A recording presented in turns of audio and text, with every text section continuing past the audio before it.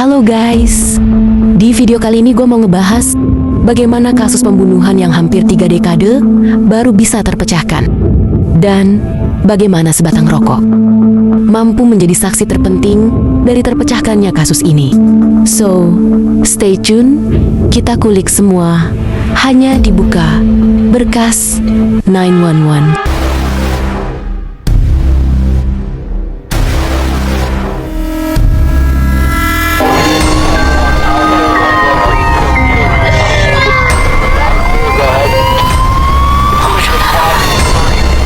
What's your emergency?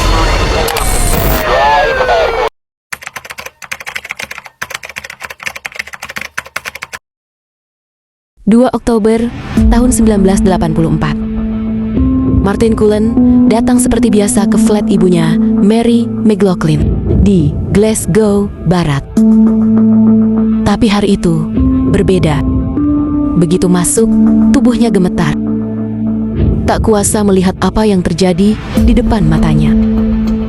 Seketika bau menyengat langsung menusuk hidungnya, dan di sana tubuh ibunya tergeletak tak bernyawa di atas kasur.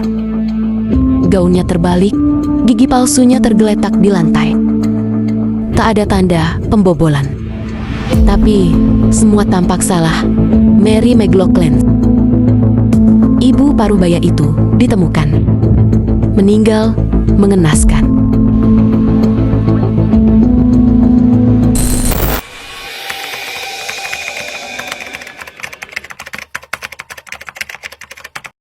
Polisi Glasgow memeriksa lebih dari 1.000 saksi. Namun tak ada satupun yang mengarah pada tersangka. Bahkan mantan detektif Wishart menggambarkan tempat kejadian perkara itu sangat mengerikan. Autopsi menyimpulkan Mary sudah meninggal dunia setelah dicekik. Setidaknya 5 hari sebelumnya. Keterangan pada bulan-bulan berikutnya tidak banyak membantu hingga penyelidikan pembunuhan Mary menemui jalan buntu. Keluarga Mary kemudian diberitahu bahwa penyelidikan kasus pembunuhan itu telah ditutup pada tahun berikutnya. Akhirnya, kasus Mary jadi bagian dari deretan cold case yang tak terselesaikan. Namun di balik kesedihan itu, putrinya Gina Megavin menyimpan kecurigaan. Apakah pembunuhnya berasal dari keluarga mereka sendiri?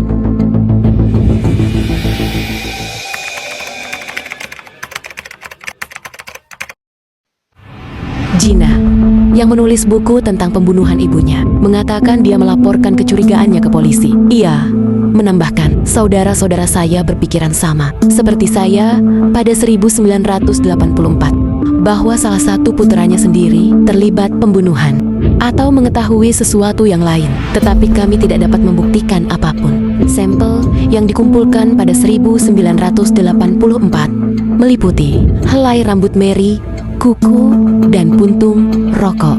Joanne Cochrane, seorang ilmuwan forensik yang bekerja di SEC, diminta untuk meninjau bukti dari tempat kejadian perkara yang telah disimpan dalam kantong selama 30 tahun. Para ahli menganalisis 11 sampel DNA. Namun teknologi yang lebih baru mampu mengidentifikasi 24 sampel DNA. Mereka yang mengemban tugas menjaga bukti-bukti ini pada masa itu tidak mengetahui potensi benda-benda ini. Mustahil mengetahui nilai yang dimilikinya. Karena di tahun itu mungkin penelitian tentang forensik tidak semaju seperti sekarang. Mary menghabiskan malam terakhirnya dengan minum-minum dan bermain domino di sebuah pub di Glasgow pada 2008. 4 investigasi terpisah gagal menetapkan profil tersangka. Investigasi kelima dimulai pada 2014 dan pengujian DNA dilakukan di Scottish Crime Campus SCC di Garkosh, Skotlandia. Sampai saat itu, hal itu secara dramatis meningkatkan peluang para ilmuwan untuk mendapatkan hasil dari sampel yang lebih kecil atau berkualitas rendah. Tom Nelson, kepala forensik otoritas kepolisian Skotlandia, mengatakan pada 2015 bahwa teknologi akan memungkinkan kita untuk kembali ke masa lalu dengan potensi untuk memberikan keadilan kepada mereka yang hampir putus asa. Joanne Cochrane juga menambahkan tim peneliti pada masa itu memiliki wawasan ke depan yang luar biasa. Setelah 3 dekade kemudian, dalam merawat bukti-bukti, teknologi DNA membawa harapan baru. Tahun 2014, kasus Mary dibuka kembali di pusat forensik Modern Guard Coast. Ilmuwan John Cochrane menganalisis kembali puntung rokok yang disimpan dalam kantong kertas. Sejak 1984, ketika hasil DNA keluar, semua terdiam. Identitas pelaku ditemukan. Dia adalah Graham McGill.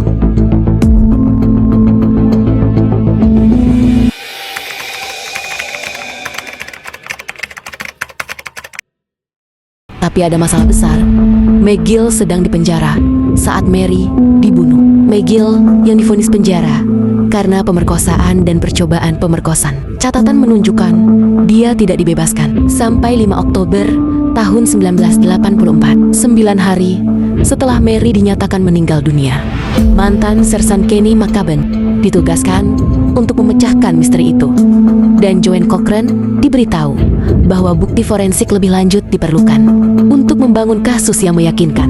McCaben mengatakan bahwa bukti forensik saja tidak cukup untuk mengamankan hukuman. Tidak masalah, DNA apa yang kita miliki, katanya. Dia punya alibi yang sempurna. Bagaimana dia bisa melakukan pembunuhan jika dia berada di penjara? Mantan Sersan Kenny McCaben menelusuri arsip hingga ke Arsip Nasional Skotlandia. Di sana, ia menemukan catatan penting. Inisial TFF adalah kode untuk pelatihan pro pembebasan. Dia berada di luar penjara saat Mary dibunuh dan kembali hanya beberapa jam setelahnya.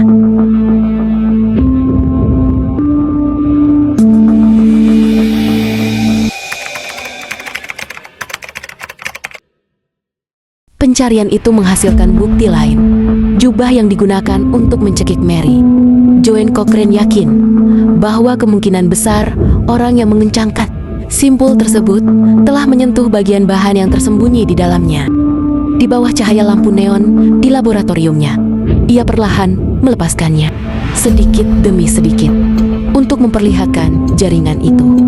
Untuk pertama kalinya dalam lebih dari 3 dekade, di bagian tersembunyi, ia menemukan jaringan serat yang belum tersentuh selama 30 tahun.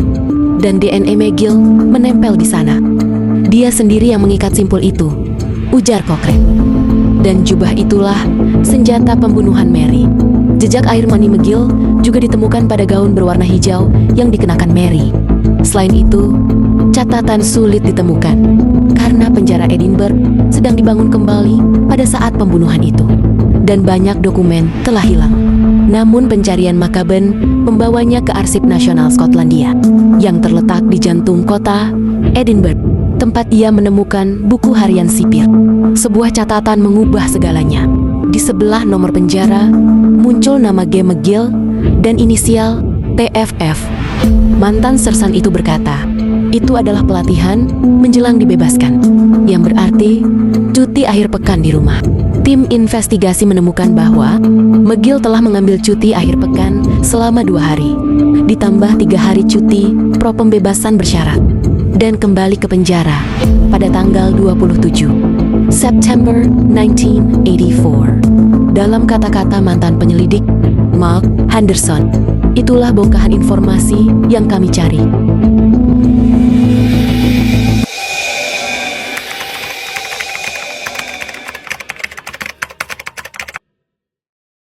Saat itu, dia masih diawasi sebagai pelaku kejahatan seks dan bekerja sebagai produsen di sebuah perusahaan. Gina mengatakan berita itu melegakan. Pada April 2021, Graham McGill resmi diadili setelah 37 tahun dalam sidang yang hanya berlangsung 4 hari. Ia dinyatakan bersalah dan dijatuhi hukuman minimal 14 tahun penjara.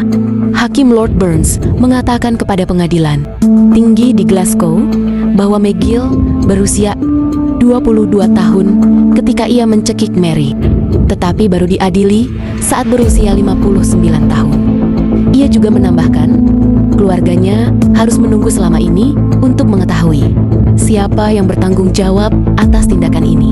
Mengetahui bahwa siapapun yang melakukannya kemungkinan besar masih bebas. Mereka tidak pernah kehilangan harapan bahwa suatu hari mereka akan mengetahui kebenaran apa yang telah terjadi padanya. Mary akhirnya mendapatkan keadilan, dan Gina pun bisa berkata, "Saya tidak pernah menyangka akan melihat hari ini."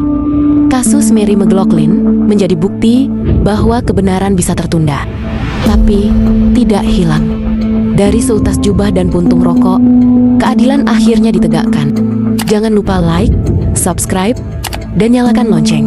Kami akan terus hadirkan kisah kriminal nyata yang penuh misteri dan kebenaran yang menanti ditemukan.